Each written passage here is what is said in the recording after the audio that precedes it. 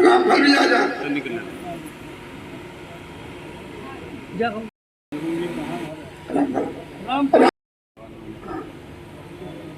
राजकुमार गुप्ता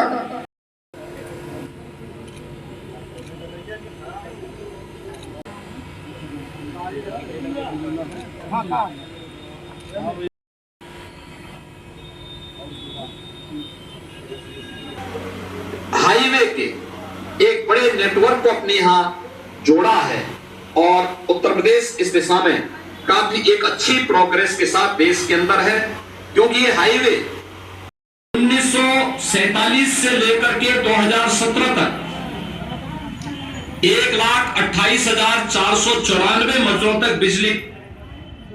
सरकार की समस्त योजनाओं को जो नगर पालिका में संचालित की जाती है क्रमवार हमारे यहाँ सबको बताया गया है, जिससे नगर की सुरक्षा, सफाई, विद्युत, सड़क का निर्माण, जल निकासी का व्यवस्था, पेयजल की व्यवस्था, ऐसे अनेक सुविधाएं हमारे इस उत्तर प्रदेश सरकार में हमारे मुख्यमंत्री योगी आदित्यनाथ जी के द्वारा जो भारत सरकार के द्वारा चलाया जाता है उसका क्रियान्वयन 8 वर्ष पूरे हुए। इस 8 वर्ष के शुभ अवसर पर मैं अपने केंद्र सरकार उत्तर प्रदेश की सरकार को बहुत बधाई देते हुए धन्यवाद देता हूँ। इस तरह की योजनाओं का संचालन जो हमारे विकास के लिए, नगर पालिका के लिए, हमारी जनता के विकास के लिए व्यवस्थित की गई है, ऐसे अनेक कार्यक्रम को, अनेक चीजों को हमारी कुछ सुविधाओं में, जनता की सुविधाओं में जोड़ा जाए, जिससे नगर पालिका खड़ी लेवल अग्रसरित करे।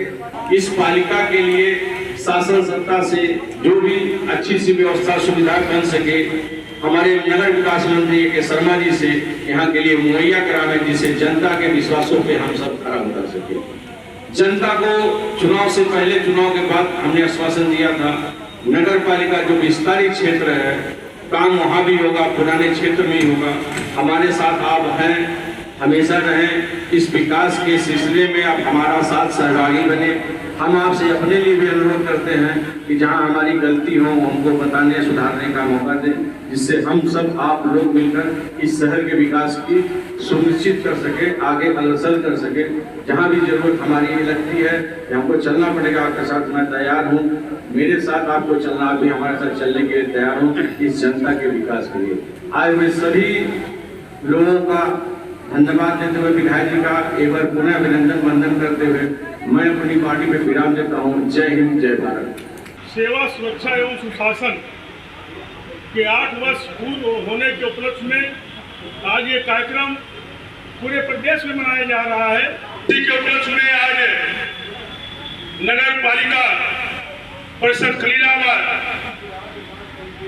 के अंतर्गत में आज ये कार्यक्रम मनाया जा रहा है, जिससे जो सरकार की नीति है और जो सरकार ने आज 8 वर्षों में काम करने का काम किया है और किस तरीके से वो सारी क्षेत्रों या ग्रामीण क्षेत्र हो, किस तरीके से काम करके अपने उत्तर प्रदेश को उत्तम प्रदेश बनाने का काम किया है, ये सारी उपलब्धियां आप लोगों के बीच में है।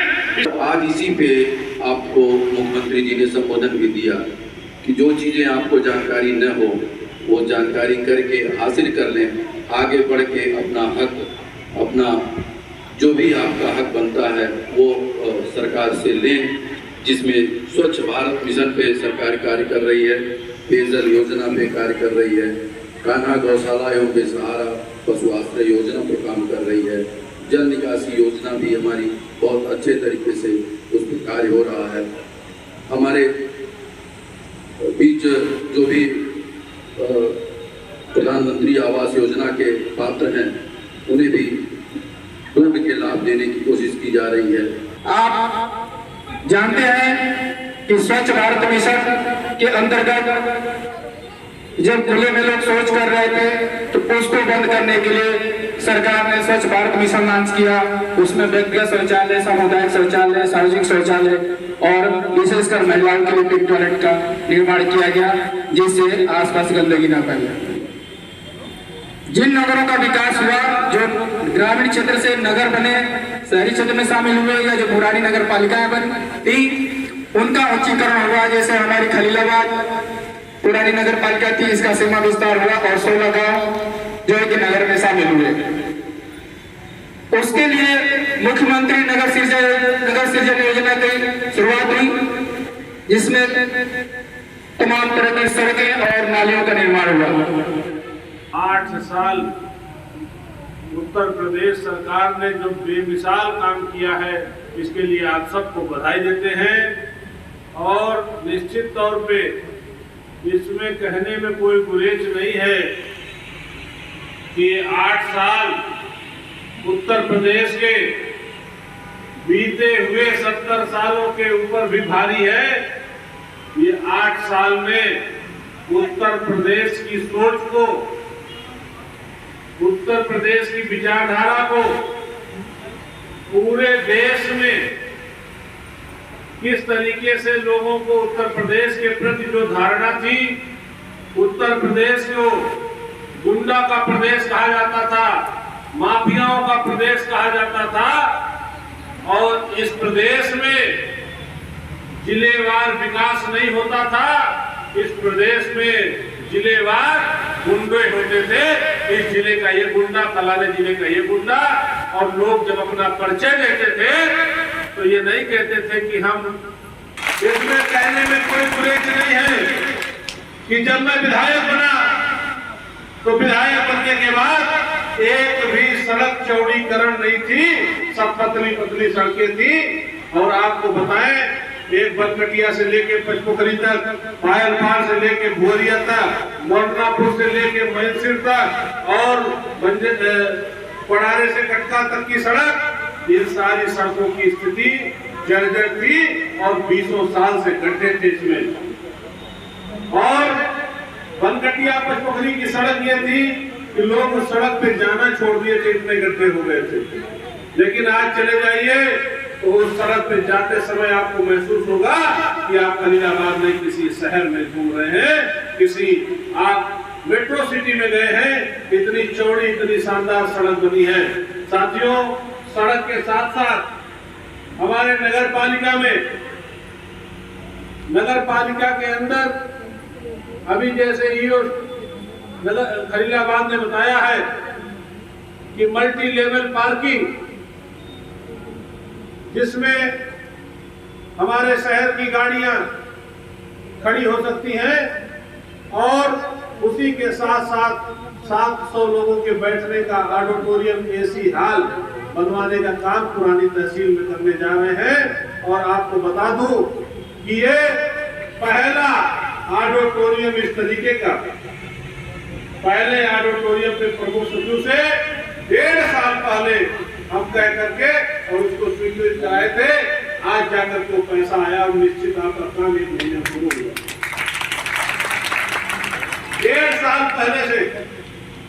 इसी प्रकार खलीलाबाद के विकास के लिए जहां जहां बिजली के खंभे की जगह पे बांस पे ले जा रहे थे लोग लाइट, उसके लिए भी धन ला करके और विशेष रूप से उन खंभों को बदलने का काम किया जा रहा है। सड़कों को, समा माता मंदिर का पोखरा, यहाँ आप सब हमारे सफाई कर्मी भाई बहन बैठे हुए हैं। आपको पता होगा इसी समा माई मंदिर के पोखरे में कितनी गंदगी का पानी गिरता था। और यही समा माता मंदिर नगर पालिका के बगल पे, यही 10 मीटर 20 मीटर की दूरी पे आपके बगल में किस तरीके से तालाब में पानी बदबू करता था और लोग देख करके जाते थे। जो दर्शन करने समा माता मंदिर का आता था वो क्या सोचता था किस तरीके से गंदा पानी। जो सड़क आपकी बरदहिया जाती है कोतवाली होते हुए, इस सड़क पे कोई चल नहीं पाता था। इस सड़क पे 2-2 हाथ के गड्ढे थे। मैं आपको बताना चाहता हूं कि इसी प्रकार से आज समा माता मंदिर पोखरे का काम चल रहा है और एक दिन ऐसा आएगा कि इधर 2-4 मंडल में इतना शानदार पोखरा नहीं होगा, इतनी शानदार पर्यटक की जगह नहीं होगी। क्योंकि देखिए, कोई भी काम करने में, किसी भी काम को करने के लिए पहले आत्मविश्वास होता है। जब आपके अंदर आत्मविश्वास होगा, आपके अंदर कर ले जाने की क्षमता होगी, तभी आप उसकी शुरुआत करोगे। क्योंकि शुरुआत करने के लिए जो आपको चाहिए वो आपके पास होना चाहिए, और वो कलेजा होता है कि अगर हम शुरुआत करेंगे तो कर पाएंगे कि नहीं कर पाएंगे। हमारे यहाँ सफाई कर्मी यहाँ बहनें बैठी हैं, जो भाई लोग हैं, आप लोग 2 बजे रात में, 3 बजे रात में उठ करके और फरीदाबाद को साफ करने का संकल्प जब लेते हो, तब 8 बजे लोगों को फरीदाबाद की सड़कें साफ दिखती हैं। संकल्प लेता हूँ कि किसी भी कीमत पे फरीदाबाद के विकास में कोई भी काम रुकेगा नहीं।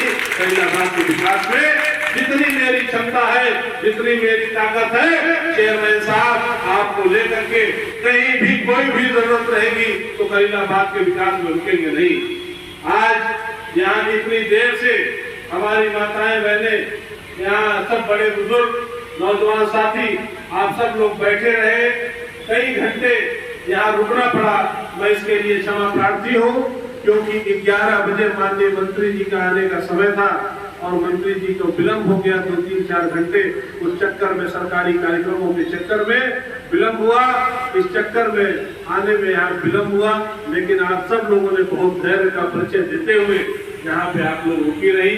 सभी हमारी माताओं बहनों को प्रणाम करते हैं, उनके चरणों में नमन करते हैं, वंदन करते हैं और अपनी वाणी को विराम देते हैं। एक बार सब लोग बोलेंगे जोर से जय